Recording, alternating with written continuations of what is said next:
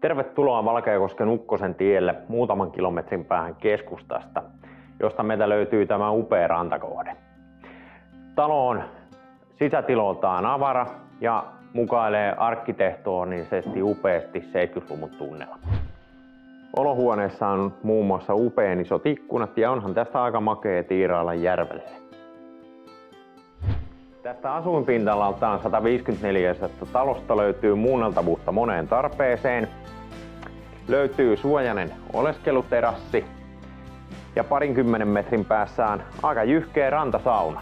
Mennään tsekkaan tarkemmin. Tämä rantasaunarakennus on tehty melko jykevästä hirrestä ja täällä on ihan älyttömän kokoinen takkatupa illanviettoja varten. Löylyhuone on aika tunnelmallinen. Käydään kattoon. Täällä löylyhuoneessa on upea fiilis. Savu on tummentanut paneelit ja täällä voi aistia savun tuoksun. Ja täällä todellakin on aito kiuas. Kyllähän se näin on, että harvoin tämmöisiä on tarjolla, varsinkaan Valkeakoskella.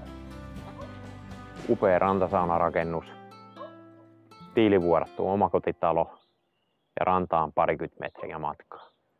Puhtaan Mallasveden rannalla.